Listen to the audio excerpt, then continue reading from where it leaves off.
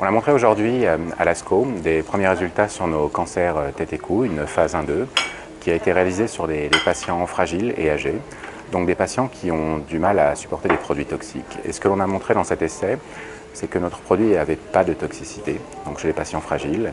En plus de ça, on a pu commencer à montrer des signes très encourageants d'efficacité, puisqu'on a vu des patients où un nombre de réponses importantes, que ce soit des réponses complètes ou des réponses partielles. Et au niveau de dose de notre produit les plus élevés, on a observé vraiment un nombre important de réponses complètes.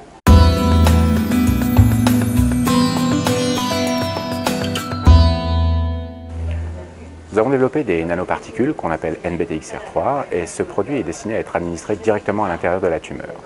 Une fois que ces particules sont à l'intérieur de la tumeur, le patient va recevoir une radiothérapie, tout ce qui est le plus normal, et là ces particules sont designées pour pouvoir absorber l'énergie des rayons X. Et donc elles vont pouvoir délivrer beaucoup plus d'énergie dans la tumeur, alors que le patient a reçu une dose tout ce qui est le plus classique dans les tissus sains. Et donc on essaie de décaler la balance bénéfice-risque pour le patient. Et ce mode d'action, c'est un mode d'action physique, donc potentiellement peut marcher sur n'importe quel type de cellules cancéreuses.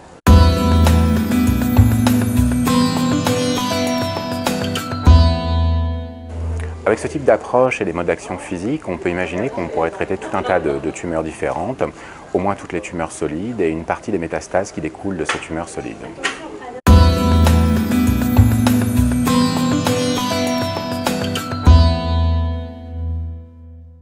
On a aujourd'hui avec notre produit un grand nombre de développements cliniques qui se déroulent en Europe, aux États-Unis et en partie en Asie.